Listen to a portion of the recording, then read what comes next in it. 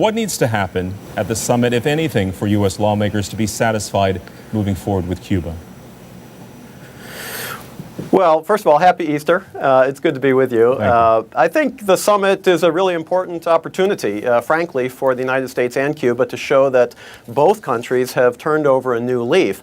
I think the question is going to be what concrete actions come out of this particular meeting. I mean, there will most likely be a handshake, some sort of interaction. We don't know exactly what, meeting perhaps. But that's a good first step. But I think the question then becomes, what's next? I think the other question is, what will be the posture of the other countries at the summit? I mean, this isn't just the United States and Cuba meeting together. It's all the countries of the Western Hemisphere. And some of them are going to be quite focused on the fact that they don't much like the United States, whether or not there's a rapprochement with Cuba. And so, for example, the idea that Venezuela could become an issue, I think, is a very real and very pressing issue. And the fact of the matter is that could steal some of the thunder in terms of the positive momentum and the positive feeling in terms of the U.S.-Cuba rapprochement. You bring up a very good point, Mr. Castaneda. What is the dialogue that needs to take place between Venezuela and the U.S.? Well, there should be a dialogue not only between Venezuela and the United States. There should be a dialogue between Venezuela and the inter-American community regarding its constant, systematic, and increasingly brutal violation of human rights, of basic freedoms, and of representative democracy. Unfortunately, it looks like, as always, the Latin Americans will not want to take on Venezuela on this issue, nor will the United States, because it does not seem to want to have a discussion or public debate with Venezuela get in the way of the rapprochement with Cuba. That's probably the right stance for President Obama to take, but it will increase the cost for him domestically.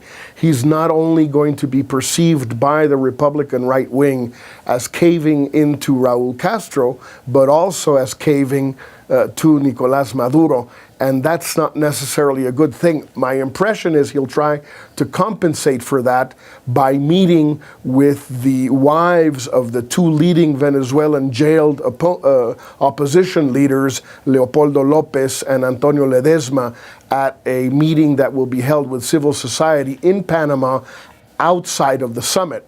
That will only get Maduro even more ticked off, and as well as his friends. Ecuador's President Rafael Correa said there is a U.S. lack of respect for Latin America, view shared by some, if not most, in the region. What can the U.S. do moving forward that will ease that mistrust?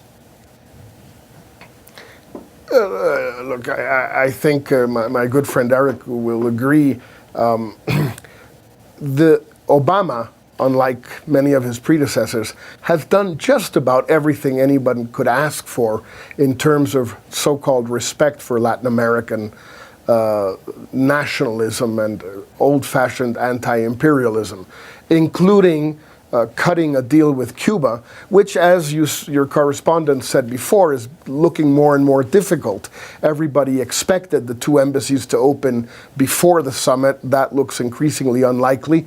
And there were serious sticking points regarding that, let alone normalization, which includes human rights issues, claims by Americans on expropriated Cuban properties, et cetera, et cetera.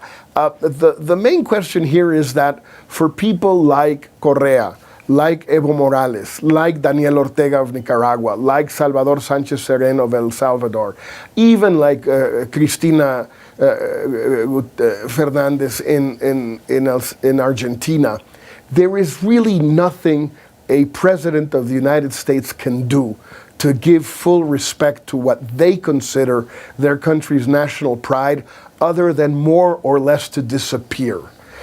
Former President Chavez, before he died, in a very extraordinary interview with John Lee Anderson, the New Yorker, 5 or 6 years ago, I think put it best, and he was very sincere in his own sort of naive way when Anderson asked him, well, you know, do you think there is any way to get along with the United States? He said, as long as the United States is an imperialist power and does not have a socialist government, no, there is no way.